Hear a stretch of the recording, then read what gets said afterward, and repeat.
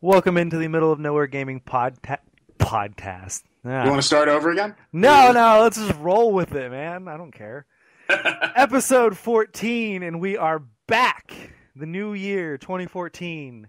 Happy New Year, everyone. Happy New Year. Happy, holidays and Hanukkahs and Christmases and Kwanzaa. Don't forget Kwanzaa. Kwanzas and all the good stuff. We're here. Christmas, Hanukkah, Kwanzaa. Yeah, we're here. Didn't that happen? Commercial? Anyway. I think it did. We're in 2014, the year of the apocalypse. It's happening. Or something like that. So says Assassin's Creed. Yeah, every freaking year we're going to hear something. I don't know. Whatever. So, some news to get out of the way first and foremost. Sorry we missed the Christmas podcast that I almost guaranteed. But there's a reason I didn't guarantee, or at least I think I didn't guarantee, is that we got busy and weren't able to do it. So it didn't happen, so we never had that. And then last week, everyone is gone from Lawrence, and that's where we're based. And so I wasn't able to get together with everybody, and everyone was busy with New Year's, and so that didn't happen either. So we are on a 2-week hiatus, and now we are back. Episode 14, starting the new year off right. But the other news, we don't have Brendan with us today because he is busy with his family. It is just me and Lou. So Lou, say hello. Hello. Hi, everyone. And other news worth mentioning is that Jess will no longer be a part of the every week podcast cast. She is going to focus more on school this semester. So hopefully we will have reviews and other things written from her, but she has requested to sit out from the podcast, at least on a weekly basis. So hopefully maybe sometime she can come in, but the weekly cast, she will not be a part of the returning cast. She'll be there for the special edition ones. Yeah. If we have special edition ones. And Holly is also going to take a step back. She has a lot to focus on. I believe she's about to graduate, so she's working on her portfolio, and so she will write for us whenever she can. But I'm not going to promise that she's going to have an article out every week like we had been doing previous to the holidays. So it's kind of sad to lose them as consistent main members of the team, but they are not leaving on bad terms. They are our friends. They are a part of the team forever. And hopefully they will have, whatever else out and helping us out whenever we or they can, Good times. Mm-hmm. So what you're saying is it really is the year of the apocalypse. It is the year of the apocalypse. Both Holly and Jess have died. They were in a boating accident. Oh, God. Tragic. Yeah, I know, right? Sharks everywhere. Laser beams on their heads. It was horrible. Sharks with laser beams. Okay. Anyways, is there anything happened to you recently that you want to talk about real quick before we start?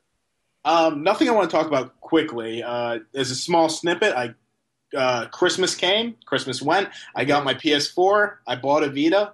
It's been great, and we'll talk about it. Oh, we're going to talk about it. Oh, yes. Okay, so I wanted to start off the podcast talking about something that happened to me this past Friday night. I call it my GameStop story. I haven't had the chance to tell very many people about it because I wanted to save it for the podcast. This is true, by the way. We were just talking maybe like an hour before this, and he wouldn't even tell me. He just said, wait until the podcast. And it may not be as funny to everybody else, but I just found it outrageous. Like, it was ridiculous. But okay, so let's get this started. I guess I should preface it really quick by what happened, why I went to GameStop to begin with. I had been in a kind of a funk this past week. Not had any games to play, or all the games I have I've already beaten, and I didn't really want to replay anything. And the games that I haven't beaten, I didn't want to because they just didn't interest me. And so my buddy had been telling me about the Arkham Asylum, Arkham City, all those games, and I wasn't really interested in it, but I decided to give it a chance, and I looked up some videos, and it looked really cool. I don't know why I didn't give it a chance. I wrote a little blog about it, but I decided, you know what the hell, I'm going to go get it. And I'm going to go get Castlevania also because I've heard that it's okay, and there's a sequel coming out. And so like I get my stuff ready, and I'm about to walk out the door. I'm all bundled up, because it's like sub-zero temperatures in Kansas, and I'm about to walk out the door, and all of a sudden it just like hits me in my head. I'm like, you don't want to do this. You're going to spend more money. You have games to play. Why would you do that? You know, your buddy said that he was going to lend you Arkham Asylum next week. Why don't you just wait? So I convinced myself not to go to GameStop. And so I laid down in bed, and I started playing Persona 4 Golden. I played it for about an hour, and then I put it down, and I started reading a little bit. And then I was like, you know what? Screw it, Courtney. You should just go get those games because you'll have all day Saturday to play them and all day Sunday to play them, and you might as well. You have nothing better to do. And so, after wasting an hour and a half of sitting down and playing Persona 4 Golden and reading, I was like, all right, you know what? Finally, I'm going to go to GameStop. So I packed up everything again, got a few games that I was going to sell to GameStop, which are just crap games, and then I left for GameStop. Okay, so now here's where the GameStop story actually begins. I pull up to GameStop at 7 o'clock, and it is packed. I have no idea why, but it is just packed. There are like 30 people in there, which is just weird for our GameStop. I mean, no, it's normally busy, but not like that. And so I walk in there with four games in my hand that I'm planning to sell back to them. And as soon as I walk in, there's this like tall, lengthy looking dude, like, you know, has buggy eyes and stuff, and he just like, he just looks sketchy as hell. And he's at the cash register, and he has a bag in his hands, and he turns and he looks at me as I'm walking in the door, and he just like stares me down, like not angrily or anything like that. He's just like blankly looking at me with his big buggy eyes. And I'm like, what the hell? And so I just like look down at the ground and I just walk because I know where I'm going. I'm going back to get Arkham Asylum, Arkham City, and Castlevania Lords of Shadows or whatever. And so I walk back to the PS3 section. And I'm looking around for the games, you know, trying to find them all, and I can't find them. And then all of a sudden, this tall, lengthy dude walks up next to me and just kind of just stands right next to me with this bag in his hands. And he's like, "Hey, man." I'm like, "Hey." and he pulls out 5 games in his hands, and he's like, "So, GameStop's lowballing me on these Battlefield 4s." And I was like, okay. And he's like, "Do you want one?" I'm like, "No, thank you." And he's like, "Oh, okay. Well, I mean, they're just not giving me the money I want for them, so I was figuring I could sell them to you or something." And I'm just like, "No, thank you." And so he puts them back in his bag, and then he pulls out Batman Arkham Origins, and he pulls out 3 copies of that. And he's like, "So what about that new Batman game? They're lowballing me on these too. You want these?" I was like, no. And so I turned and I walked away. And I was just like, what the fuck just happened? I was like, oh my god, this guy approached me in GameStop with a bunch of games which are probably stolen and is trying to sell them to me in GameStop. I was like, this is really crazy. Like, what is wrong with this guy?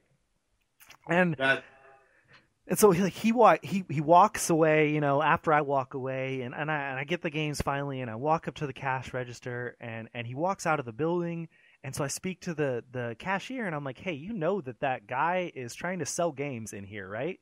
And she's like, "Yeah, we know." And kind of like looks down at the floor, and I was like, okay, I'm just making sure you know." And then he walks back in, and I'm like, "And he's back." And she was like, "We know." Looks back at the floor. I'm like, oh my god, this is so weird. So I laughed after I got my stuff, but that was what happened. I was just like, what the hell? Oh, that's weird. Let me be honest. It's like a drug dealer in GameStop, except selling really bad games. Exactly. I mean, like, I don't understand. Like, how did he get 5 copies of Battlefield 4 and 3 copies of Arkham Origins? Like, he had to have stolen them from somewhere, you know? Were they on different systems? No, they were all on the same system. Yeah. He had five copies of PlayStation 3. 5 copies of PlayStation 3 Battlefield 4 and 3 copies of PlayStation 3 Arkham Origins. And I was just like, no, I'm not taking your hot merchandise off your hands. And it's just like, I was talking to a buddy about like selling things inside other places, and it's like, that's like somebody setting up a food store inside a McDonald's or something, being like, "Hey, I'll sell you a burger for 90 cents instead of $1." It's like, they're lowballing me. Yeah, it's like, that's not legal, is it? Like, that has to be illegal somehow. I don't understand. It blew my mind. Crazy stuff. Crazy stuff. So, anyways, that's my story. Weird thing happened. So let's move on to the news from definitely. nowhere. News from nowhere. We don't have Brendan to do our jingle here today. Which Yeah, the jingle. just, Ba-da-ba-ba-ba. yeah, that one, the McDonald's one. Since I just mentioned it. Okay, so the biggest news today, PlayStation Now was announced. We will talk about that as my topic of the week. So if you want to hear that, skip ahead or wait. But we will talk a lot about that probably. Other news. PlayStation 4 has officially sold 4.2 million units through December 28th. So that's November 15th through December 28th. That is higher than Sony expected. They expected like 3 million by the end of 2013, and they beat it by 1.2 million. Not surprising. No. You can't find them in stores. It's incredible. It's the same way here. I can't find them around here. Not like I need to, obviously. Right. So I have one. But it's just... You know what? I think even though it's hard now, this isn't like the Wii shortage. Like, the Wii shortage was incredible. You couldn't get it Wii for years, essentially. Yeah, well, and that's also a production issue, manufacturing issue as well. So, right. Which is different. I don't remember the exact Wii numbers, but this is comparable. It's very comparable with the shortage because there are several people. I had a friend who waited 2 months to get his hands on it, so he's finally able to get one. Right. And like, I don't know about you, but every time I've gone into GameStop or Walmart in my area, there are Xbox Ones there. There are at least 5 or 6 Xbox Ones stacked up, ready to be sold, but there are no PlayStation 4s. Yep. It's crazy.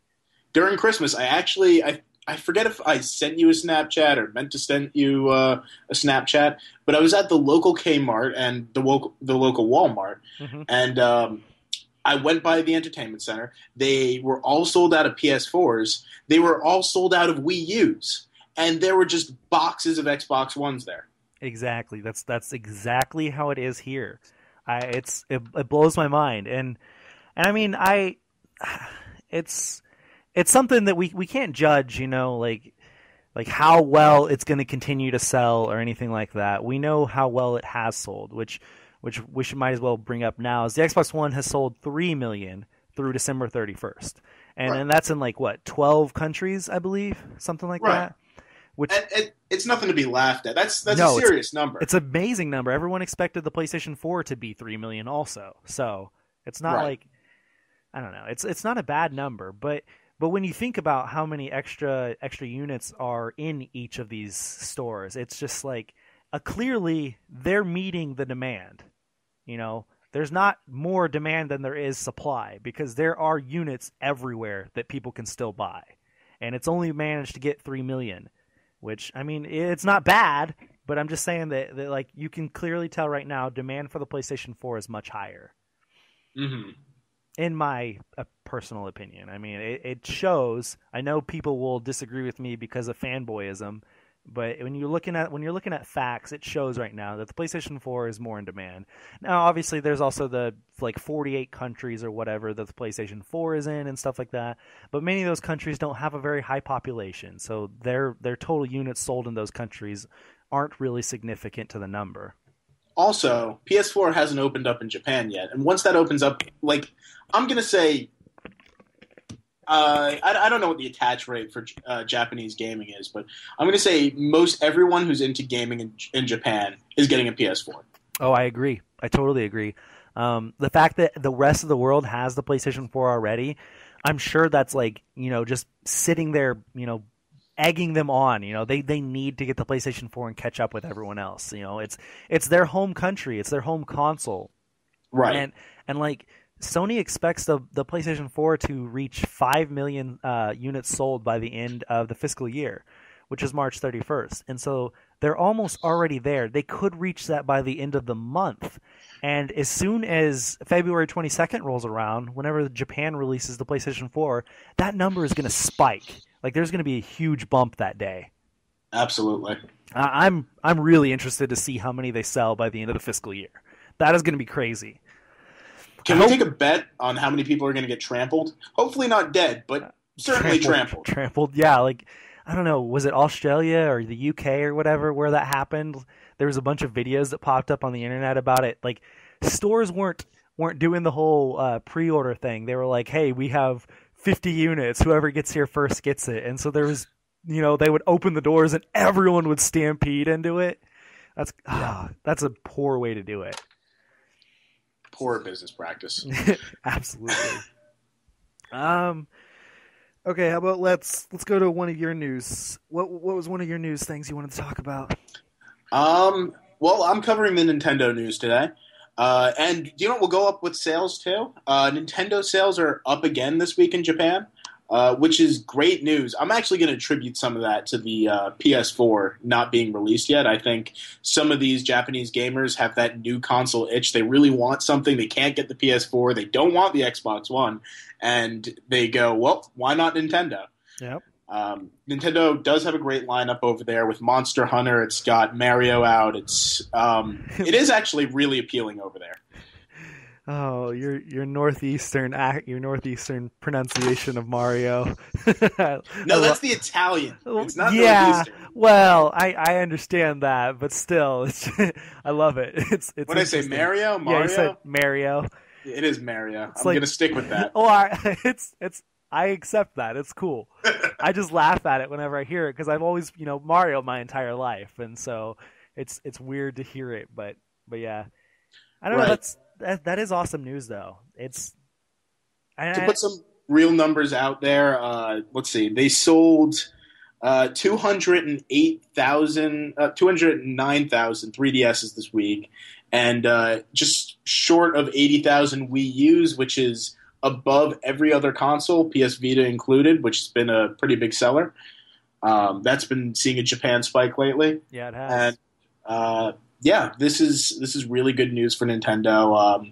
They're not going to meet. There's no way at all they're going to meet their goal. I think of 9 million. They said within the first quarter, but it's good news nonetheless. Yeah, it is. They're putting a lot of stock into Donkey Kong and all those other games that are coming out within the next several months, being a spike for them. And now, while they are, great releases and great titles, I don't think it's going to drum up enough interest for them for the Wii U to spike that much. I'm going to call it now. I'm going to write it down somewhere on my phone that it's on episode 14. But I'll bet you a pizza. I'll send a pizza over to you, which, by the way, is New York to Lawrence, Kansas. That this is going to have the same kind of effect the PS3 did. No one bought the PS3 at launch. It was $600, but as the lineup grew and became more impressive, it had great end of the console life sales. And I'm going to say that Wii U is going to have that. Now, see, it's hard for us to bet on that because I agree. I don't agree that the Wii U will be like a number one seller or anything. I don't believe that it'll be a competitor like the PlayStation 3 was by the end of its life cycle. But I do believe that it will be very, a strong seller. It'll be in so many more homes. It'll be more comparable to what the other consoles are doing. But I don't think it's going to compete. It has its niche audience. And families will get the console, but I don't think the hardcore gamers will get it as much anymore. I think unless they start making changes to their like online infrastructure and stuff like that, there's so many gamers that don't want to be a part of it since it seems like they're a generation behind. I don't know, but that's my opinion. Again, who knows? Fair enough. But I do believe that once they're like Super Smash Brothers and all the new Mario and Donkey Kong and Zelda games start coming out, they're going to see a spike. Like, because I've even been considering it, obviously. Right, and we're getting into that later, right? Yep. Yes, we are going to get into that. But yeah, so that's good news. And you also mentioned the Vita seeing a spike in sales lately, selling really well. And that's true worldwide. That's true for the U.S. and Japan. Right. People are buying it. I'm going to say that's also absolutely attributed to the PS4. Yep, that's exactly what I was going to say. People are buying it because it's a great companion to the PlayStation 4. Not only does it have a huge lineup of games, but the fact that you can remote play almost every PlayStation 4 game, that is so appealing to gamers. I've been seeing nonstop posts online about, hey, my wife is watching Netflix, or my girlfriend's watching Netflix, so I'm just gonna remote play on my Vita, and it's just like, oh, that's so cool. That's so cool. The fact that we can still play our games anywhere in the house, and in some cases, all the way across the nation or across the street, things like that, depending on internet connections and all that. Right. But interesting stuff. Okay. Anything else you want to mention about that? No, I'm gonna go into why I bought my Vita eventually, but we'll do that after the news. Okay. Next on the news is Final Fantasy XIV: A Realm Reborn will be free to play this weekend. Not for everybody, though. It's for people who have already purchased and registered the game back when it was released and everything, but have been inactive for a while.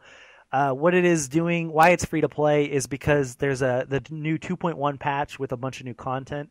And so Square Enix wants players who have been away from the game to be like, hey, we have all this new content. Come check it out for a weekend and see how it is. And if you want to play, you should subscribe again. And so they're trying to bait people into playing again. And I say bait like it's a bad thing, but it's not. Because Final Fantasy XIV is a great game. It's a great MMO. It won MMO of the Year last year on several different places. It's a great game. But it'll run from January 11th, Saturday at midnight, right when Saturday starts, until Sunday night or Monday at midnight. So it'll be all day Saturday and all day Sunday. And so anybody who has that, you should definitely go try it out, see what the new content's like. I'm considering trying it out. So Interesting news. I plan on getting subscribing again once it is actually out on PlayStation 4, because it's supposed to be much better looking and plays smoother and all that. And so I'm definitely into Final Fantasy, and adding an MMO aspect to it's really cool, really appealing. Right. Do you know when that's supposed to come out? I hadn't even heard of that. Now that you bring it up, it's hard for me to remember. I think they're going to do a beta for it for PlayStation 4 whenever it's released in Japan on February 22nd, if I remember correctly. And I think it's actually supposed to be released around April, I think. So, but I may be wrong. That's off the top of my head. That's news that's been, I haven't looked at in probably a month. So, right. That's all from memory. But yeah, so it'll be out on PlayStation 4, and I'm pretty excited because it's a good game. I just didn't have any friends to play it with, so I stopped playing it. Right. Other news. Far Cry: The Wild Expedition has been revealed. It will be a compilation of Far Cry 1, 2, 3, and Blood Dragon. Comes out on February 11th in North America for $40, and it's on PS3, Xbox 360, and PC. Did you play any of the Far Cry games? I did not. I've watched them. I wanted to play them. I've kind of been waiting for them to come out on PlayStation Plus for free, if I'm being honest. I think Far Cry 3 will eventually. I don't see why it wouldn't. I've been burned before by the Wii version of it, and I know that's not a fair representation of the Far Cry series. Yeah. But I'm not willing to give it a shot until I can actually get my hands on it for free and try it beforehand. There's probably a demo. I'm probably just lazy. Yeah. I mean, if I'm gonna recommend any games from like 2012 or whatever, Far Cry 3 is one of them. Far Cry 3 is excellent. It is such a great game. Such a great game. It just had the bad or the sad bad luck of coming out in like December at the end of the month, so it like was up for no awards because it was so late in the year. Right. But you know what? Blood Dragon made me want to try it alone. It was off my radar, and then Blood Dragon came out. I'm like, that looks pretty cool. Yeah, I've heard Blood Dragon is excellent. So I haven't had a chance to play it. I've heard, I think it's like $2.50 this week somewhere. I don't know if it's Steam or PlayStation Plus or where it is. I know it's on sale this week. But yeah, so it's definitely a series you should check out. I've only played Far Cry 3 out of the series, but if you can get all three of them and Blood Dragon for $40, that's a good deal. That's a good deal, I think. Um, other things on the news is that several Steam machines or Steam machine models have been announced. Um, I don't know a whole lot about them. You want me to pick up on this one? Yeah, go ahead. Okay. I've kind of been looking into the Steam machine. I was into Steam at some point, along with everyone else, playing Counter Strike and. Hold on. We had a question on our Facebook page from Shaniqua De Laurentiis. I think that's a fake name, but the question says, "What are your thoughts on the Steam machines?" Okay, now continue. Okay. Well, I was into Steam like back in sixth, seventh grade, and I played around with Gary's Mod a bit, and I just kind of never touched it. I was into my Nintendo, into my PS3, into all that. I've gotten into it the last year because I heard about the Steam machine. I saw the Steam OS, and it really kind of intrigued me looking into it. It's a Linux-based system. And it's going to play the Linux games. Steam had just started launching and porting games over to Linux, asking developers to port stuff over to Linux. And they have their own special Linux columns. They have that really cool Darth Vader-y looking controller that's all touchpad. And everything's kind of been a mystery about that box for forever. I mean, we knew that it was going to be open source. We knew that it was going to be made by a variety of companies. Any company could come along and make a Steam box using Steam OS. Yep. And today, what's happening? It's CES today? Yes, this week. Right. CES this week. Yeah, so CES this week, we had Gavin come out, and Gabe Newell? Yeah, I forget his internet name or how to pronounce it. Oh, yeah. But he came out and just kind of showed off the 13 boxes. I want to say 13. Yeah, I think it was 13. And they're all ranging in price ranges. They all look really impressive, very shiny, glowing stuff everywhere. I don't think we've seen tech demos with them yet. I think we just kind of got the announcements and they told us some of the moving parts in them. Yeah, like the RAM and the processors and the graphics cards and all right. that. Some cool. I mean, each one differs. We have the Alienware, which I'm going to call is probably going to be the big buyer out there. They say it's going to be the cheapest Alienware system that's been made. Cheapest and Alienware do not go together. Only like $10,000. Yeah, something like $2 million.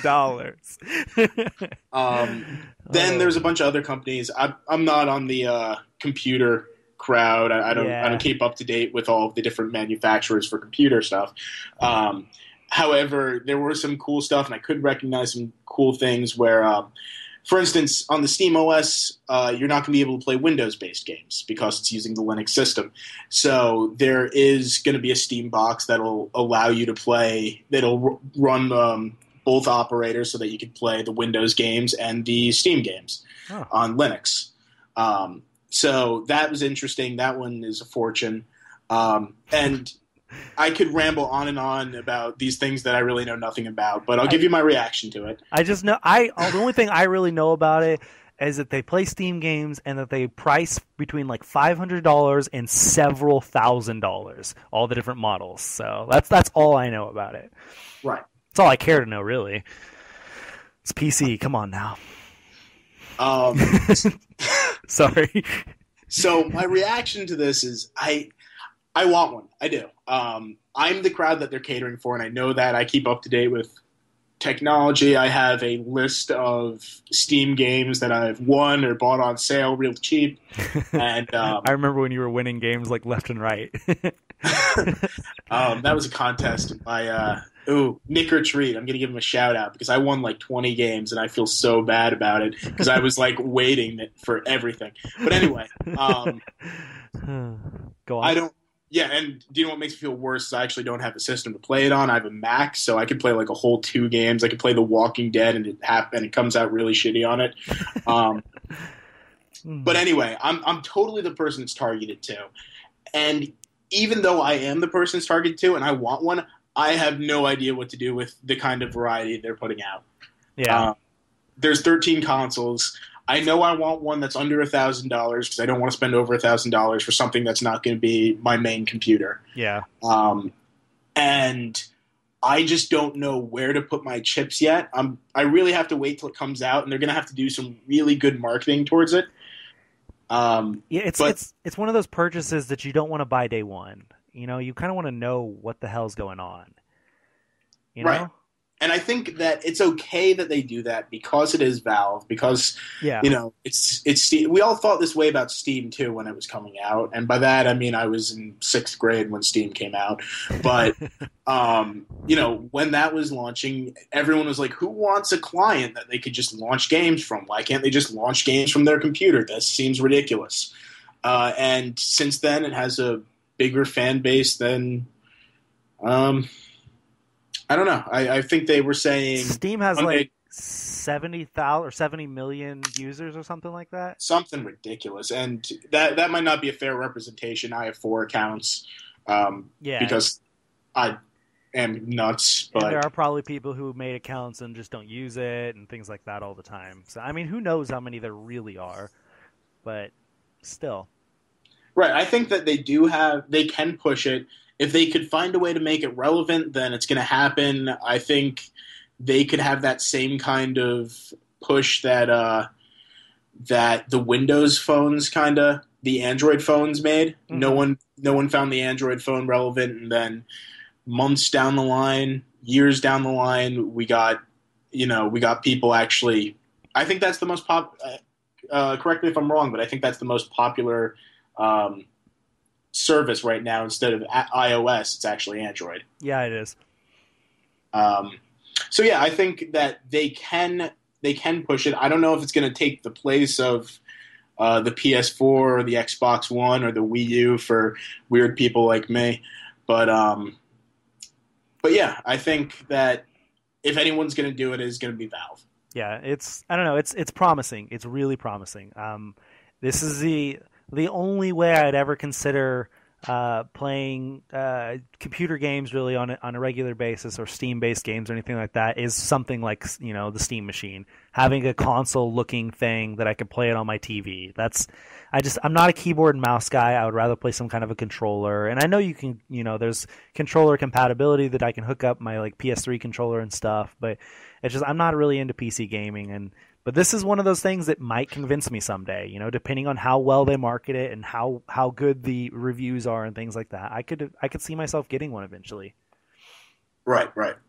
But that's enough Steam Machine. That's enough PC talk. Let's move on. Okay. I would like to mention before we move on with the news that somebody on Facebook on the Podcast Beyond page just said, "So I just ordered a PlayStation Vita to go along with my PlayStation 4.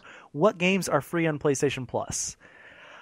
I understand why people do that kind of stuff and ask those kind of questions, but damn, those questions annoy me when all you have to do is Google it and the answer is there. It's like, why ask people that when you could Google that exact question and you have the answer? I mean, man, that bugs me. Sorry. Right. There are small differences, I think. Sometimes there's questions like that where I know there's a list out there. Yes, exactly. That lists it all. In fact, there's a weekly list out there for that stuff. Right. You could go on I assume that he has a PlayStation 4 because he said so. Yeah. So he could just go onto his PlayStation Store app on the PS4 and take a look at that. He could look at his downloads. He could go on the computer onto his thing. Yeah, or even, I guess say go onto the store on the website and look at it there. It's there too. Man, that bugs me. But anyways, moving on with the news. The Division may be delayed until 2015. An anonymous source from Ubisoft has reported that production on the actual game has barely even begun and that they have only done work on the engine so far. So that is not cool. I mean, it's not cool in the sense that the game's going to be delayed, and we kind of wanted it this year. But it is good that if they haven't even started it, they might as well just take their time, Make sure it's a great game. Right. Yeah, so are you interested? You're not a first-person shooter guy, are you? I think... Sorry, go on. I go back. That was me. I have said in the past a lot that I'm not a first person shooter guy, but that's more so because they don't have compelling stories half the Yeah, time. that's true. I'll play. Of course, I play Spec Ops: The Line. I play BioShock. I play stuff that'll compel me. Hmm. But Titanfall, for instance, where it's relying solely on gameplay, Call of Duty, even though they look great and are impressive, and I'm sure they have a great user base, I'm not one of them. Yeah, I hear you. I'm basically same as you on all of those. I have a few differences. Like I like to play them, but I only like to play them once. I don't want to keep playing them over and over and over for months at a time. I'm not the Call of Duty hardcore guy. Right. But yeah. So hopefully Ubisoft, hopefully this like isn't true. Hopefully they're actually working on it and it'll be out this year. But if they haven't started, then by all means, Ubisoft, take your time. Get it make it come out next year and make it awesome. Make it a great third or first person shooter. I don't even remember if it's third or first. I believe Me it's neither. first. I believe it's first, but I don't know. I may be wrong. Other And news. they are very notorious. And I'm okay with it too because it is Ubisoft. Oh Notorious yeah, for yeah. delaying games, but when they've delayed games, wait, can you not hear me? Okay. No. Anyway, keep it going. just bugged out real quick. Go on. I was saying that I'm totally okay with it just because it's Ubisoft too. Yeah. Because they are very notorious for delaying games, and for instance, they did it for Rayman Legends. Yep. They've done it for Watch Dogs. Yep. And in the racing game. When they delay games, even if it's because of some technical issues, they're working on various parts of the engine. I'm okay with that. I know they're doing it either to make the game better or because there's a fundamental issue with the game and they need to work on it. They will make a better game for it. It's not delayed because of laziness. Mm-hmm. Mm-hmm. Totally agree. So what's next on the news, Lou? Next on the news is Alien Isolation, which has been announced by Sega. It's going to be coming to PS4, Xbox One, PS3, 360, and PC later this year. I watched the trailer. It came out today. It looks amazing. Nothing like Alien Colonial Marines. That's exactly what I keep hearing. I haven't had a chance to watch it yet, but I've seen people talk about it. So it looks it sounds really appealing. Right. I think, you know what, I've said this over and over to my friends, but a great way to make any game better is to make a survival horror. And good survival horror. Especially the Alien series because it was really made for that. Have you played the Dead Space trilogy? I've played Dead Space 1. I've started Dead Space 2. I haven't played Dead Space 3. I hear Dead Space 1 is the best. Dead Space 1 is the best. Then I don't feel bad. I'm going to be doing... Well, I mean, the other ones aren't bad by any means. They're just... Dead Space 1 is just better. It's better than the other two. I should be doing a blog piece on all three of the games soon. I played all three of them like last week or the week before. But yeah, I agree. The survival horror part, it makes games better, many of them. So that's right. what I think about when Alien Isolation was announced or whatever. Is that if it's anything like Dead Space, holy jeez, I can't wait. Right. So do you know what? I think this is something we should talk about more eventually. I really want you to see this trailer before we talk about it. Oh, yeah, absolutely. And also, for anybody listening, you go to our website, middleofnowheregaming.com. One of our new writers, Chad, just wrote an editorial piece on the announcement. So go read up on his thoughts on it and what was announced and stuff. He talked about it. It's a great piece. But yeah, that's all we'll talk about it for now. Okay. Maybe next week a little bit more or something. Left 4 Dead creators, Turtle Rock, have revealed a new IP called Evolve. It is a sci-fi multiplayer shooter coming to PlayStation 4, Xbox One, and PC this fall. Not a whole lot I know about it. I know a lot of information was revealed. I didn't have the time to be able to read up on it all. Sorry, I have a job. I'm a student. I don't have a whole lot of time to research everything right away, but I will soon, and I will be able to write about it, or I will talk about it on the podcast soon. I don't know. Do you know anything about it other than the multiplayer sci-fi shooter? I know Left 4 Dead. I know what it's generally about. It's 3 people play as Hunters, right? Hunters. One person's going to play as a monster. and you guys both hunt each other. You know what? It sounds interesting, even though I'm just gonna go against everything I said about first person shooters and how I hate them. Yeah. The loophole for that is when a game's gameplay is so addictively fun. I will get into it like Borderlands. Borderlands has the shittiest story, and I love it. I love that game. I loved Borderlands too. The writing was great, story not so much, but I love that. I loved Left 4 Dead too. I like playing that with friends. That was a blast. I think I can get into this. I'm really excited to see how it goes. Yeah, in fact, it's funny that you mention all of that because I don't even remember the story to Borderlands. I just remember how the writing was so excellent, how all the commentary and the discussion, the dialogue was so unbelievable and funny, and the gameplay was great that it just kept me going. Can't wait to see what Telltale does with it. I know. Tales from the Borderlands? Yep. Oh, God, that's so awesome. I just mentioned to Nick on Twitter that we gave him a shout-out. And he was like, "What? Is it marveling at how much of a grouchy ass I am? Because I can believe that." Oh God. So, anyways, yeah. So that's Evolve. Everybody be looking out for information on that. Game Informer has a huge spread on it, in the next Game Informer issue and on their website. So go there and read information about it until we can put up some stuff. We will eventually. Yeah. But so you had another piece of news about 3DS? Yep, we're going to finish up with more Nintendo news. This one's into my interest. For those who don't know, I am in law school. And Nintendo just lost a major lawsuit. This is the second time they've lost a major lawsuit to this one company, Tomita Technologies, who have patented some 3DS display technology.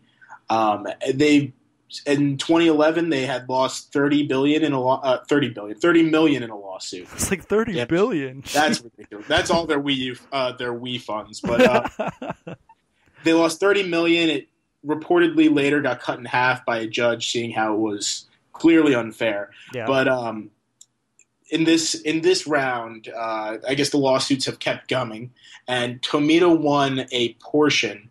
There was two separate options. One was $5 per device, per 3DS device being sold, and that is a lot of devices now. Or it was 1.83% of the cost of each 3DS device, and the judge later decided to go with the 1.83%. That way, when the 3DS starts fluctuating, they don't have to give a disproportionate amount of money to this one company. But yeah, in other words, Nintendo's losing money still, hemorrhaging. Yeah. Which I mean, that sucks. But Nintendo is freaking her pockets are full right now, so it's not it's not like they're going to be hurting from this. It does suck that they are losing a little money out of that. I don't know about this year, but last year I think them as a company had a higher net worth than Sony's entire company, not just the PlayStation section. Yeah. I don't doubt it. Sony had been posting a lot of losses over the past several years. In fact, I believe it was April of last year when Sony had finally posted a positive net gain for the first time in over 2 years, I think. It was April of last year.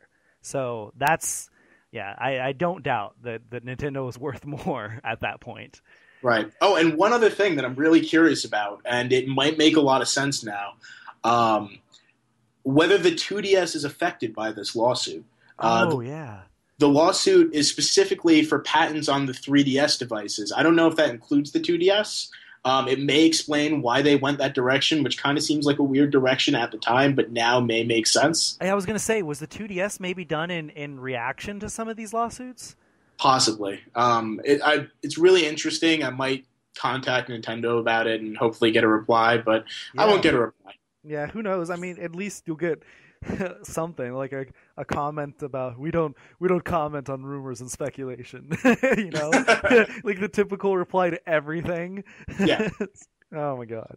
That's specifically Bethesda's, I believe. Oh yeah, that's true. Bethesda doesn't like to comment on anything. Especially not rumors and whatever. So anyways, yeah, that sucks. That's let's move on to topic of the Let's week. move on to topic. Do you want to go first? Do you want me to go first? I'll go first. Okay, let's go. So I was just saying how I'm in law school, and unfortunately, though I pre-ordered the PS4 early on in 2013, as soon as it was announced, actually, I went to GameStop, pre-ordered it. The PS4 was coming out right around finals. And that's not fun. Law school finals, for those who don't know, are horrible. People turn into cannibals. It's crazy. People start bringing knives to class. But seriously, it's ridiculous. Like, people are ripping pages out of books just so people won't find answers that they need. Anyway, what this meant for me was that I told my parents, I have the PS4 paid off. Can you do me a favor? Pick it up for me at the GameStop, wrap it for me for Christmas, pretend it's a Christmas present, and make it look like Santa loves me more than the rest of my brothers and sisters. And that's what they did, because they knew that I should be studying. So within the last week or so, I got my PS4. My girlfriend's in the other room right now watching Netflix on it, because that's really all there is to do on it. Lies. And then maybe a week later, I used some of my Christmas money. I used some of my savings. I got a PS Vita, because I thought, well, I've had the PSN and PS Plus for more than a year now. I must have a great collection of games. I want to use Remote Play, because I have family members who use that TV. So I picked up the Vita, assuming I was going to use it for the PS4. And I turned it on, and I loved it. Oh my God! It is a great system. That's. I believe it was one of the last episodes. I don't know if it was the last one or the one before that, but my entire topic was over how great the Vita is and how people need to give it a chance. And so it's good timing that you bought it.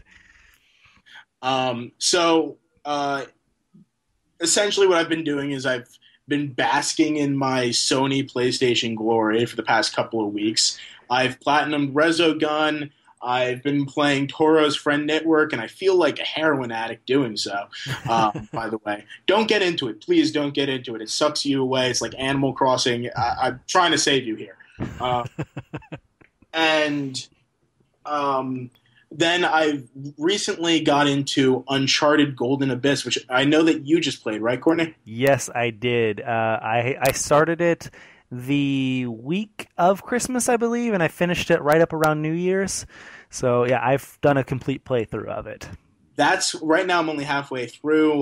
What chapter are you on? I couldn't tell you. I'll just tell you, swords involved, and Dante is being a dick, but that's really nothing surprising. Yeah, that's not surprising. Okay, yeah, you're the sword of Steven. Yes. Okay.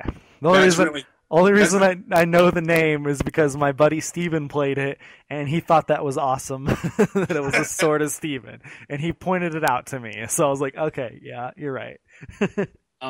And along with that, I had just played Uncharted 3. I finally got around to doing it. Oh, excellent game. Excellent. I think it was actually the week that you were playing Golden Abyss, right before Christmas, before I had my PS4. Mm-hmm. So I want to kind of talk about that. I think we'll do an editorial on it soon. Oh, yeah. But sure, if you want to do that, we can do that. I'm going to make a bold claim right now and say that I can't remember much from the second Uncharted. I know I really liked it, but I'm going to say that Golden Abyss so far is probably my favorite. Okay. Now, there are definite talking points here. And I'm halfway through, so mind you, it could have my same issue with Uncharted 3 that I hated. Like I love the first half of Uncharted 3, hated the second. Well, the second half was the biggest letdown ever after like an amazing, perfect setup.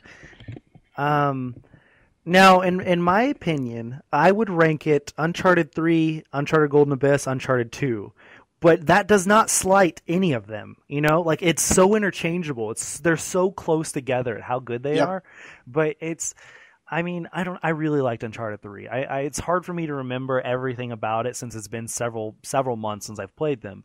But I just remember enjoying it so much. But with Golden Abyss, I'm going to be doing a review on it soon. I assume I'm going to be doing it. Maybe you'll be doing it. We haven't really come to the conclusion on that, have we?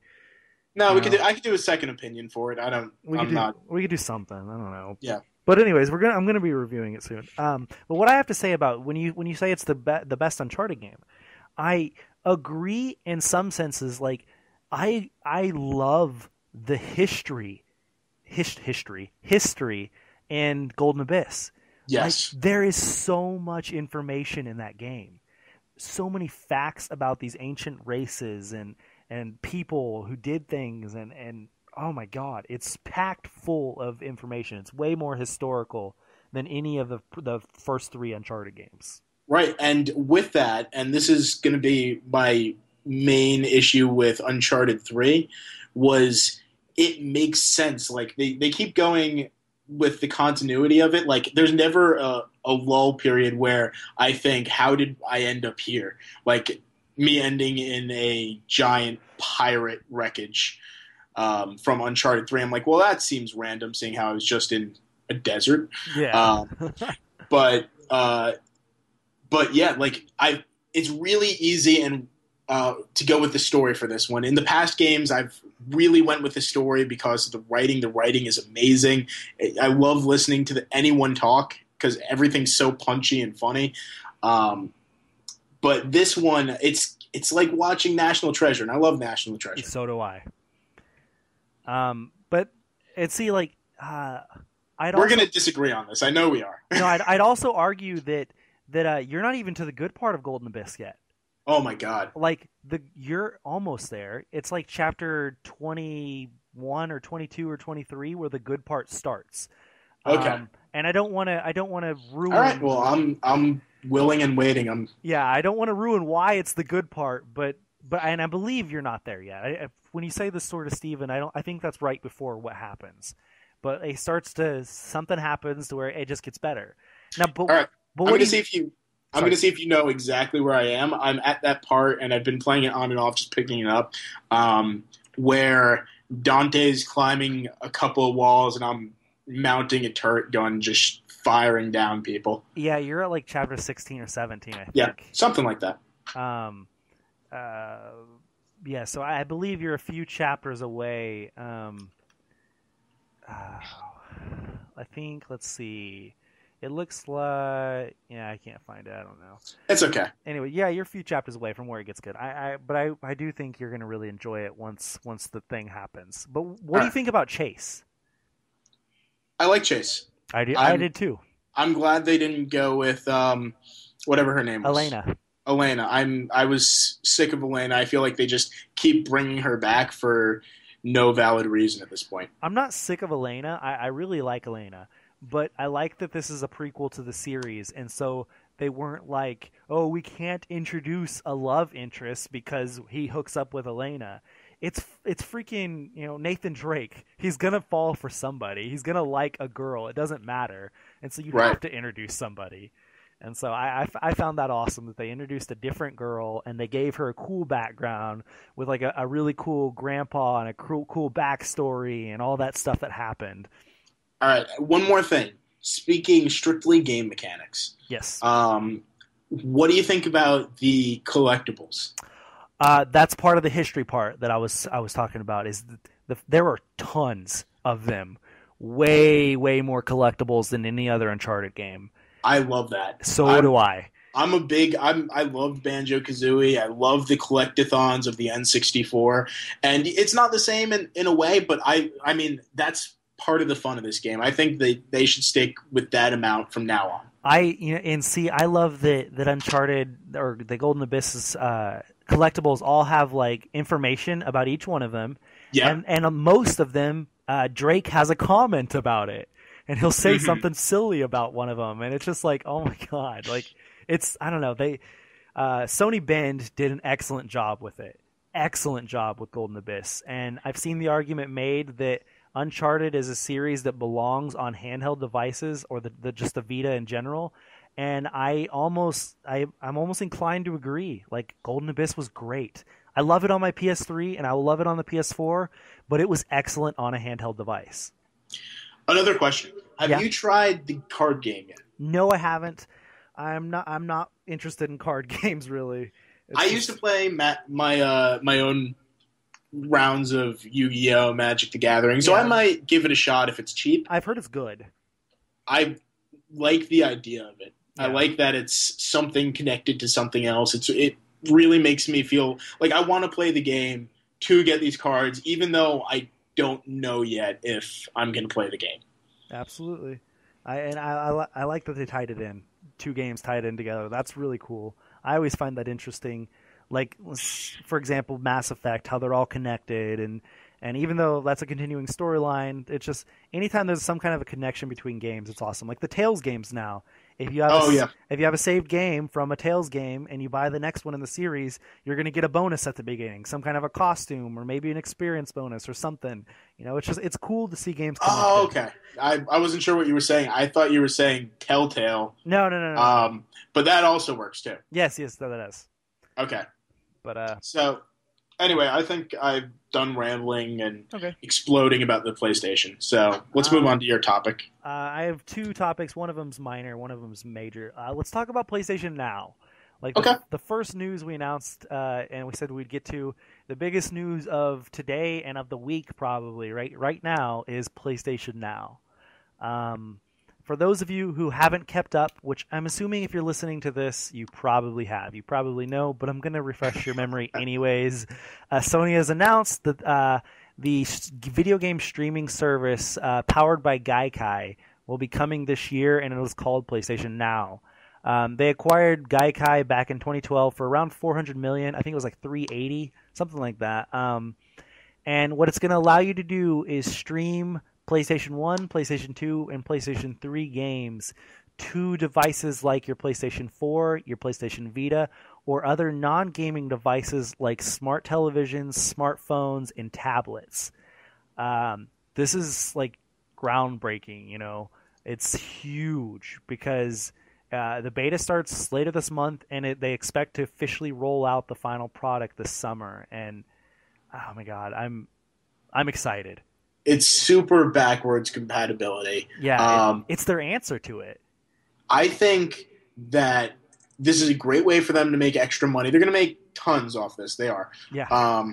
And I think there's certainly a right way to do it, and I hope they do it correctly.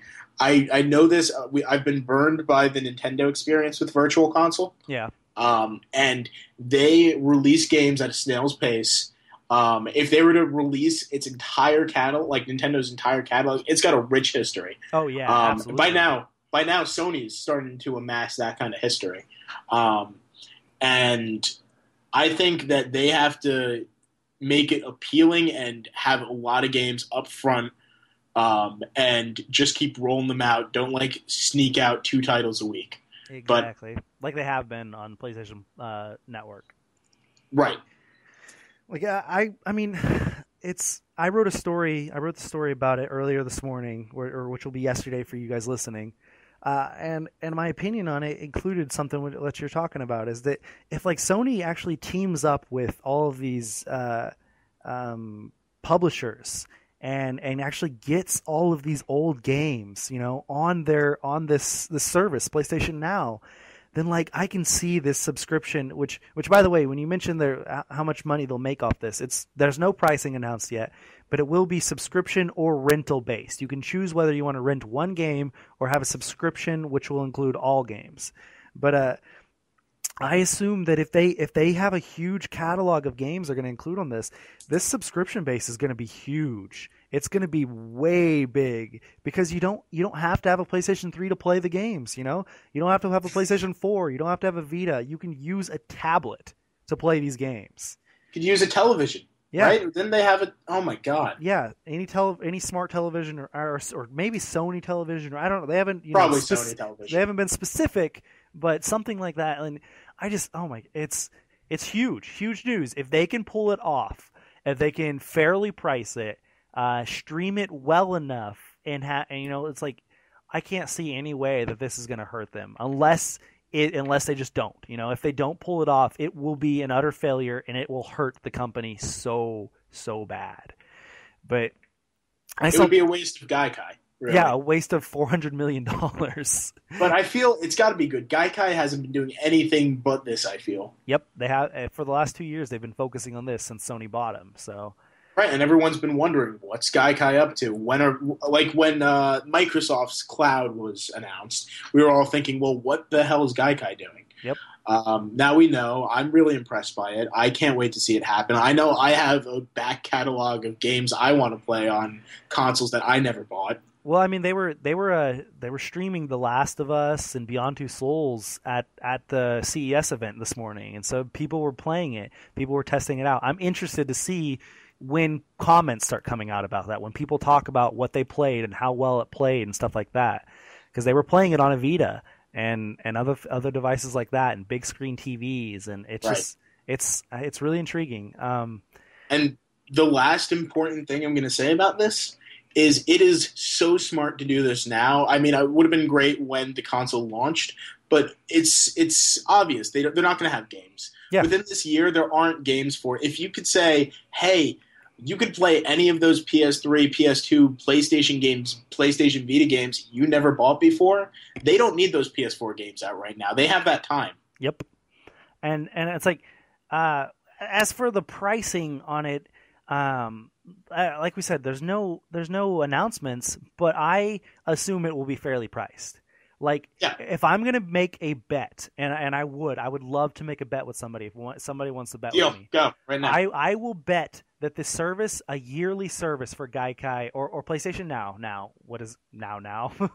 I bet a year will be $50 or $60. That's what I'm betting, and that I bet that it will have a bundle included with PlayStation Plus. Damn it. To where if you want to get both PlayStation Plus and PlayStation Now together for a year, I bet it will be discounted and you can get it for something like $75 or $80 compared to what it would be if you bought them separately.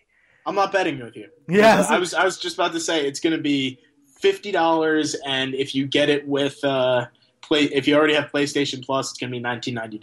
Yeah, there's going to be a discounted price. It's not going to be what it would be, together or separately, buying them separately or anything like that. That is my bet, and that would be so smart. If Sony does that, they're gonna see spikes. People are gonna sign up, even if they're not gonna use the service. Like, I don't use PlayStation Plus all the time, but I'm gonna sign up for a year because I know at one point during this year I'm gonna use it. And I'm not gonna wait for that. So I'm just gonna keep signing up yearly every time it expires. And I will do the same with PlayStation Now if they do that, if they fairly price it like that, or if they discount it. Right, absolutely. And I saw some comments today about how PlayStation Now basically means that Sony has given up on the PlayStation 3 ever selling any more units, which is absolutely false. There is no grounds for that.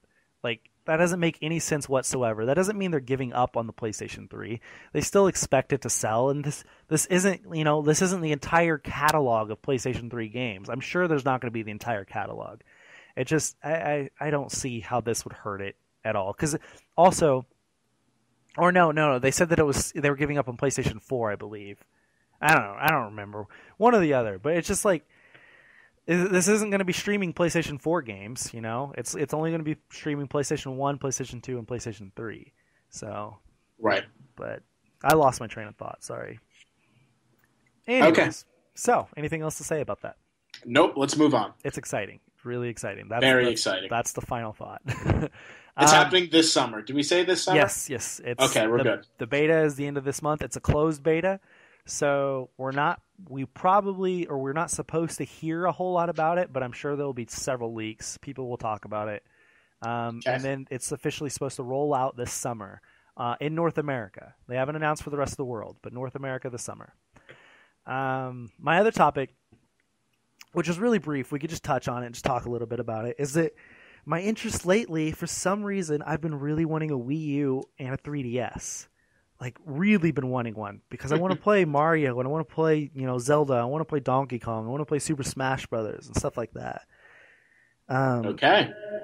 Really, really wanting it, by the way. Like, hardcore wanting it. But there's a problem. Let's hear the problem. One of them is that the Wii U is $300 and the 3DS is anywhere between $120 and $200. So those are huge chunks of cash that I would have to spend on it. when I also want an Xbox One, which is $500. And so that is a hell of a lot of cash when I don't have that in my bank account. I mean, I could spend it. I have loans and financial aid and stuff, which isn't smart to use on it. And Right. because I barely make enough to live where I'm living right now, like barely make enough to live where I am. I make few dollars more than my rent and bills and stuff. So, not exactly smart. But, and here's the other problem. I didn't realize for some reason how many games are coming out in the next 2 months that I am going to buy. Oh yeah. Starting the end of January, I will be getting Dragon Ball Z Battle of Z, and then the next week I will be getting Fable Anniversary, and then I will be getting Final Fantasy 13 Lightning Returns, and then 2 weeks later I will be getting Thief, and I will be getting Tales of Symphonia Chronicles, and I will be getting Castlevania Lords of Shadow 2, and then I will be getting Titanfall in March, and then I will be getting Infamous Second Son, and then I'll be getting The Witch in 100 Nights. It's just like, that is like over 10 or 12 games, something like that, in the next 2 months. And that's over $400 in new games. It's like, I can't justify buying a new console. I can't. I really can't right now. Maybe if Okay. I find myself with a couple extra $100 because some rich relative dies or something, I'm not counting on that. Nobody die, please. But oh man, I want a Wii U or 3DS because I want to play Pokemon, I want to play Zelda, and I want to play Donkey Kong and Mario. Oh man, I can't afford it. All right. Well, I'm gonna go on a limb. I'm gonna say the Wii U is eventually getting a price cut. I hope. It's gonna happen. It's gonna happen. Maybe $50 worth. So we're gonna see it for 100 and how much is PS4? $399. 150 less than a PS4. 250 total. Yeah. Yeah, and that, I mean, it's great. It's got to have a great lineup. We're gonna have Mario Kart 8 coming out. We're gonna have hopefully an HD Zelda announced. Monolith Soft's X. X looks cool. And what I was telling to you, I think earlier, was that Nintendo is very desperate with the Wii U at the moment. They're fine with 3DS. 3DS, they could keep this price forever, and people are going to keep buying it until they come out with a new console. Such a high-selling console right there. Right. Everyone, it's been even though it's been the year of Luigi, it has really been the year of the 3DS. Like they've been selling like hotcakes. They're awesome. Do you know about the year of Luigi? Am I just talking into a void? No, I've heard it mentioned like everywhere, so I never bothered to look into. I just know I think there was Luigi's Mansion and Super Luigi U or something, and right, all these other games for Luigi released or whatever. That's what I assumed it meant. Yeah, it's got a lot of just Luigi stuff in general. It's been a very good year. Dr. Luigi's coming out. It came out actually. But anyway, 3DS has an awesome lineup. I think some of the best games of the year have come out for the 3DS, and I think it's one of the best consoles along with the PS Vita when it comes to RPGs and JRPGs. Oh yeah. So as a fan of those, I love it. As for the Wii U, they're desperate with that, like I said, and we're gonna see Nintendo pull some crazy stunts. They did it for the 3DS, if you remember the Ambassador program. Yeah. Where they gave out tons of like $100 worth of free games and had $100 price cut, and it was the same. They're going to do that with the Wii U too. Not an ambassador program, not saying that, but we're gonna see some stuff that have never been brought out before. I think we first start seeing it with the last Nintendo Direct, where they were pulling some crazy stuff out, where they were pulling out a Zelda game by another developer. They're kind of loaning out the Nintendo characters for other developers to use. Mm-hmm. And I think it's going to pay off. I think it's definitely going to be people's preferred second system. Yeah. Certainly not the primary. I'm not even sure if it'll be the primary for me, but every time a Nintendo game comes out, I'm probably going to buy it. Yeah, it's I Nintendo published. I hope to get one. I absolutely plan on having a Wii U, a 3DS, and an Xbox One. Most likely before, hopefully, I'm going to graduate within the next year and a half or whatever. So hopefully, as soon as I graduate, I'll have them all. So I'll get a paycheck and shit. But right now, I can't justify getting any of them. There are intriguing titles or whatever, but not enough intriguing titles for me to justify it right now. Okay. But we'll see, the future, whatever it may hold. Who knows? I may not even be living in Lawrence in 6 months. Who knows? All right. So let's move on. You want to move on? Okay. Yeah. Listener questions. Let's see. From Steven on our email, he asked, we should have mentioned this when we were talking about it. Sony has announced the PlayStation Now game streaming service today. Do you think people will be able to take advantage of it day one, or will bandwidth issues be a problem for many? That's a really good question. Does he mean individual problems like your service providers, or does he mean? Yeah. Well, he's talking.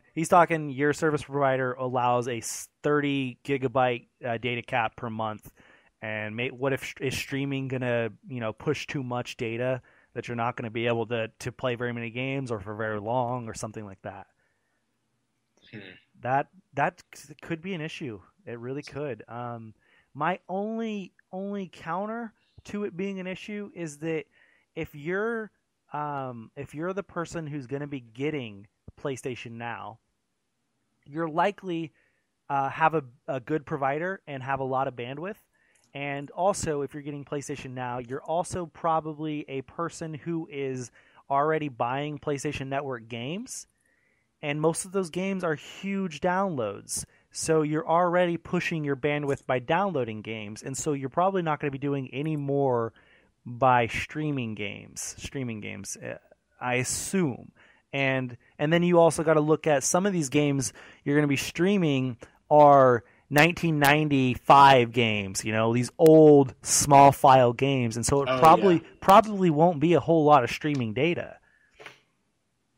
Yeah, I agree with that. I'm going to say that if it was such a major issue, I would assume that Sony would look into it. I can expect there being network issues day one like we see for major holidays, Christmas, et cetera, et cetera. I could see that happening. I think if it was a major ISP issue, that it would be something Sony has already looked into, and Sony has decided that enough people wouldn't have an issue with it, that downloading these games might be 200 megabytes, and that's like downloading an episode of It's Always Sunny in Philadelphia or something. Mm-hmm. Yep. It'll be interesting to see how it all works in the end, but I don't think it'll be too much of a problem. But then again, we'll see. People on the internet like to bitch about everything, and so this may be one of those situations where it doesn't matter if their provider is good enough, they're going to bitch and be like, "Oh, this uses too much." So who knows? Right. As long as it's legal, it's fine. And then Steven goes on to say, on a less serious note, after I played Assassin's Creed 4, I began to wonder if there were any games that couldn't be improved by the addition of sea shanties. What are your thoughts on this? I believe that I'm correct in saying that in my review for Assassin's Creed 4, I mentioned how awesome the sea shanties were and how I sang along with them and wanted to download them. So I agree. There's not a game I could think of that wouldn't be improved by having the addition of sea shanties. That's awesome. Have you had a chance to play it yet? I haven't had a chance to play it yet. I still have Assassin's Creed 3 on Wii U that I want to play through. I know I probably don't have to start 4, but I want to. Yeah. And I can't, if there's a list of things that I'm looking forward to on Assassin's Creed 4, Sea Shanties is up there in the top 3. It's ridiculous. I've heard a lot of good things and how fun it makes the game. It does. It really does. It makes sailing the seas so much more enjoyable. you have a long trip and all of a sudden you hear them singing a song that you kind of thought was good, and you just start singing along, and you don't realize it, and it's like, oh wow, it's interesting. We're gonna go ahead and skip the next question because we've been going for long enough that Okay. we don't need to go through that one since that's a question I've been waiting to answer. We could do that as like a topic or something sometime because that's a really good question. It is. All right. Skip it. So Lori, sorry for not answering it. We will answer it eventually. You had a question somewhere. What was that? We'll skip that one too. I think We can my skip that one? girlfriend. Yeah, my girlfriend would prefer me getting off this than answer a question first. One of our readers and listeners, Dennis, just sent in a bunch of questions on Facebook. Oh wow. Yeah, Let's answer one of those. I love Dennis. he Dennis gets a shout out. I love Dennis. So do I, and I love how dedicated he is to asking us questions and stuff. A few of them are about PlayStation Now, which we've already answered, so we won't answer those. But he does ask, do you believe the indies will play an even bigger role in 2014? Yeah, I do. Indies are huge. I'm not sure. I'm going to be honest. I think I think not that I don't like indies, not that I don't think they'll play a big role, but they've played a big role through the last year. They've been huge. I think the reason why they've played such a big role too has been because there hasn't been a lot of things to do on the mainline games. We haven't seen, like, last year's E3 was disappointing. The year before that was also pretty disappointing. Ubisoft has been doing the best E3 showcase lately. And I think that this year's E3, we're going to see some crazy stuff. And Me too. The big talk is going to be the mainline games. I think the indie games are going to be great. They're going to be better than ever. But the talk this year is going to be mainline games. Well, it's like every time there's some sort of a gathering for announcements, like the awards, the VGX, and stuff like that. There's all kinds of crazy looking indie games being announced. It's really appealing to me. I mean, I've never been an indie gamer, but I'm becoming one more and more with all these games coming out. And I still have high hopes that Gone Home will come to consoles because I want to play it again on a console. I want to get trophies on the PlayStation 4. Come on, Right. Steve, bring that game over to PlayStation 4. I know we talked about it. You definitely need to get on that, buddy. Now, wait, where's this question? These groups of questions. They're personally sent to me on Facebook. He just Okay. messaged me with all these questions. Never mind, then I was going to pick one of my favorites. Never mind. He asked what game was from the PlayStation 2 era was your favorite game? Oh, I actually have my list on our website of my PlayStation 2 games. Let's see. I'll pull mine up, but go ahead and answer your question or answer your favorite. I got it. Okay. I got it. Let's see. If I'm picking a favorite for the PlayStation 2, I've like really spent a lot of time with Vice City, San Andreas, and all the other GTAs. My favorite probably is gonna have to be Jack and Daxter. Ooh, yeah, good game. Fantastic game. Anything by Naughty Dog has always been fantastic. I was gonna say Naughty Dog. But the entire Jack series was great. I wish I got into Kingdom Hearts more. That might have been a top competitor, but back then I wasn't into it. I didn't play Final Fantasy X until later on when I was much more jaded about Final Fantasy. So at the time, my favorite game that wowed me the most, Jack and Daxter. Mine is I have one that stands out to be the number one, but there's two that are like honorable mention behind it, and that could be traded out, like depending on what day it is. But the number one for me would be Kingdom Hearts, the very first Kingdom Hearts game. It had such an important part of my childhood, spent playing it with my friends and talking about it. It stands above all the other games. But the two honorable mentions would be Dark Cloud. I played so much of Dark Cloud. And Tales of the Abyss. Those are two excellent games, and I recommend everybody playing them. They hold up really well, in my opinion. But then again, it could be nostalgia. Right. I was a GameCube kid then, so I was too. Yeah, I did. If the question was GameCube, I'd have a lot more to talk about. But I really just plugged a lot of hours into very few games in the PlayStation 2. We could get into GameCube some other time Yeah, whenever we have a little more. right. Do you think Xbox has to step up their game after the recent numbers of sales and announcements? No. I mean, they maybe marketing wise they need to step up their game, but they're doing a good job.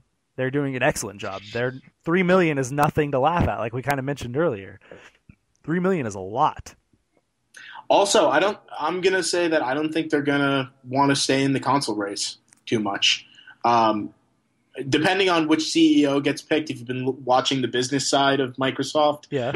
they're getting a new CEO, and one of them has been claiming that the Xbox brand, along with Bing, no real wonder with that, but are disposable brands that really don't make them too much money compared to other Windows products. Well, okay, you could see this more and more with the sheer lack of exclusives for Xbox consoles. Right. Last year there were 2 exclusives on Xbox, and one of them was a PC port. So it's they're just losing exclusivity on games, and they're becoming a media device. Right. I think, and you know what? That's fine if they want to do. Yeah, that. absolutely.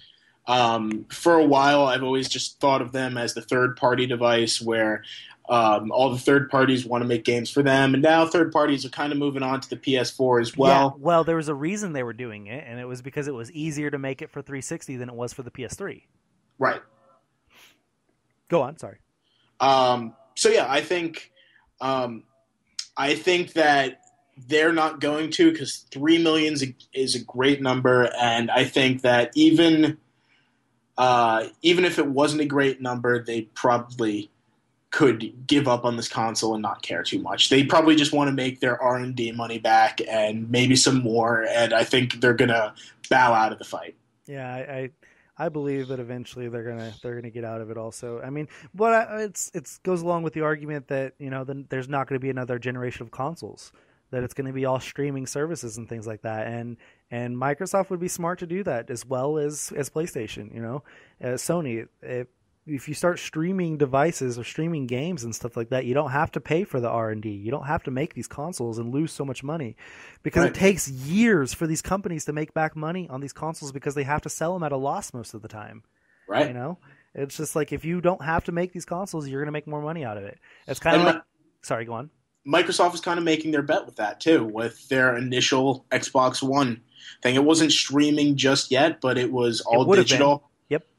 Yeah, I mean, not all. You'd be downloading a lot, but not all streaming. But they're definitely moving towards it. Yeah. And they, I think that they were hoping it was going to go there. The market lashed back, didn't necessarily want it, which is fun. Yep. Not yet. Not yet. It'll come, just not yet. Yeah. So that wraps up our questions. Okay. What are you playing right now? Everything. Everything. Ni no Kuni, correct? No, I finished finish with Ni no Kuni. Oh, we're gonna have to talk sometime. Yeah. Post-game content, I'm still going to get to. Mm-hmm. But as it stands right now, I'm playing DC Universe Online, just trying to get into that. Yeah. I have just Platinum Resogun, so I'm not touching that for a while. Played through Flower. I played through. Playing through Mario and Luigi Dream Team. Are you going to review Flower? I can. Okay, cool. I played it on all 3 systems in 1 week. Nice. Let's see. Mario and Luigi Dream Team, Legend of Zelda, Link Between Worlds, Toro's Friend Network. Please, someone take my Vita away from me. And Uncharted Golden Abyss. I also downloaded, not yet gotten into Rayman Origins. I think that's the name, and Hotline Miami, and I'm really waiting for Hotline Miami. I've heard such good things. Yeah, there's excellent games on the Vita and excellent games on all the devices, and it sounds like you've got a lot of good games you're playing right now. I was talking to my buddy about how many games you said you were playing, and we were just dumbfounded at you have the ability to step away from a good game to play another game and not like immediately want to go back. And it's like, how do you sit there playing a game when you're thinking about another one? I can't do it. I have to play one game. It's so hard. It's absolute laziness for me. It's whatever console is the closest to me. I'll grab it and go, I have a great game out for that. Let me play that one. If I'm sitting next to my Vita, it's going to be the Vita. If my Vita's upstairs, I'll grab my 3DS, which is right by my bed, and play Link Between Worlds and whatnot. So that's what it is. I'm going to be honest with you. Yep. Fair enough. How about you? What have you been playing? I've been playing through the Arkham series. I played Arkham Asylum this weekend, and I wrote a blog piece about it. And I just beat Arkham City's story mode, and I'm finishing up the DLC right now, working on getting some post game stuff. And I should be doing a review for it soon. I have a few reviews I have to write. I need to make the time for it. It's so hard when I'm working freaking 8 or 9 hours a day. Right. All right, small question. Well, let's not make it into an argument. Go on. Arkham City and Arkham Asylum, which one's better? Arkham Asylum. Absolutely. Okay, we'll just move on. We'll discuss it later. Okay. I just wanted to know. Okay, yeah, Arkham Asylum's better, in my opinion. But yeah, so that's what I've been playing. I have plans to move on to Arkham Origins and Castlevania Lords of Shadow this weekend. So One of those is going to be my next game on the list. I'm not sure which. Probably Arkham Origins, but you never know. I may end up being not in the mood to play another Batman game right away. We'll see. But yeah, that's what I'm playing. All right. So let's move on. We're going long here. Yeah, this is a long podcast, probably the longest. Well, it's okay. We've had a 2-week hiatus. Sorry, guys. We have a lot to talk about. Making up for lost ground. Video game releases this week. On PlayStation 3, actually, I just had an article up, and I just closed it out. On PlayStation 3, you were mentioning earlier a few games that had come out, and we couldn't come to the conclusion if they were coming out or not as new games. But IGN is reporting that on PlayStation 3, Tiny Brains and Twisted Lands Shadowtown are both new on PlayStation 3. And Tiny Brains is already available on PlayStation 4. So, but Tiny Brains is new on PlayStation 3. So those are the only 2 PlayStation 3 games out this week. On PlayStation 4. Also for PS3, let's also mention that PlayStation Plus, you get Borderlands 2 this month, I believe. No, that was last month. It's already out. That was last month? Yeah. No way. Yep. Today, DMC Devil May Cry is free. Oh, awesome. Yep, and Don't Starve is free for PlayStation 4 on PlayStation Plus. It's $14.99 if you don't have PlayStation Plus, but it's free if you do. Okay. On Vita, there is nothing new. But there is a PSP game released, and it's called Street Kicks Freestyle. So you can get that for Vita. On Xbox 360 and Xbox One, there is nothing to report. What about PC? Do you have the list of PC games? Yep, I have the list. I mean, I'm sure there's a million PC games, but the ones we have right here are Metal Gear Rising Revengeance. Yeah, it was finally ported to PC. Turbo Dismount and Secrets of Redicon. I mean, that's how I'm saying it. Yeah, that's how I would say it. It's like it looks like Redicon. I don't know. It's AE. Who knows? What about Wii U? For Wii U, we've got Kokoda Magic Circus 2 and Wii Fit U, which has technically been in its soft launch stage until now. It was digital, right? Until now? It was digital. If you had a Wii Fit board and the Wii Fit U pedometer, which went on sale on Amazon, Nintendo Store, et cetera, you could download it for free and you didn't have to buy the service. Yeah. Now you could buy it all as a package deal, I'm sure. Yeah, I was going to say, now it's retail. Now you can actually go to the store and buy it all. So that's interesting. What about 3DS, my Nintendo friend? On 3DS, we have Chibi Robo Photo Finder. I'm happy about this. I love Chibi Robo on the GameCube. That's probably one of my favorite GameCube games. I've never even heard of it. That's crazy. It's some crazy, wacky, stoner almost Japanese game. And I don't know how this is going to work. I hear it's kind of AR-ish. I saw a few things on the Nintendo Direct which made it look pretty cool. Like you you work at an art gallery as this little like small robotic helper kind of thing, and the person running the art gallery says, "Hi, we need a few things on display. Take a picture of stuff that looks like this," and you get a small kind of diagram of what it should look like. And for instance, it might be a toilet paper roll.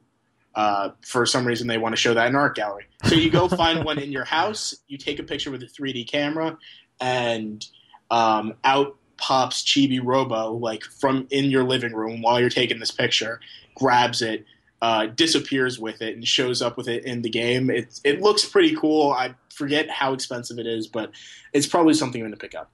Interesting. That sounds intriguing. But anyway, so that wraps up the podcast. That was episode 14. Remember, we do record on Tuesdays and release on Wednesdays, at least for the short-term future. Until the semester starts, we might switch up the schedule, which will be in a few weeks. So until then, you could listen to us on Wednesdays. You can find our podcast on middleofnowheregaming.com. You can find it on iTunes by searching Middle of Nowhere Gaming or MONG Podcast. You could find us on Facebook and Twitter, Middle of Nowhere Gaming, MONG, all one word, on Facebook, or at MONG Podcast on Twitter. Be sure and check out the website daily. We have new blogs and stories and news and going up all the time. Today, for instance, we had the Alien Isolation piece. We had a story about PlayStation 4 sales so far and PlayStation Now being revealed. Yesterday, we had something about NVIDIA bringing PC quality graphics to mobile devices, and the news about the Xbox One selling 3 million units. Be sure and check in. We have a bunch of reviews coming up for games, so check out all of those. I have not decided yet, but we may be posting the podcast on YouTube in the future.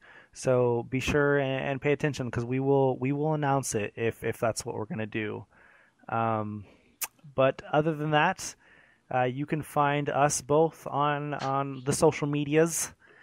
You can find me at Osborne_2009. And you could find me at Lou Contaldi. Contaldi. Yes, Italian. It's real easy, actually. It's just my name on Facebook. A lot of you guys see me post a lot on the PlayStation Podcast Beyond. Podcast Beyond. That's Podcast Beyond. That's what you're looking for. I'm on it enough. I should know. You are on it enough. But yeah, thank you guys for listening. If you stuck around for the long podcast, and hopefully it's still recording. If it's not recording, this is going to be sucky. I'm going to be so depressed. Or if it stopped working or something like it has in the past. Oh, yep. Let's just hope that's not the case. Yeah, so if that's the case, I'm going to cry. But anyways, we will talk to you again next week. Remember, submit any questions, comments, or anything to us on our email at mong.podcast@gmail.com or on Facebook and Twitter. Until next week, later. Signing out. Peace.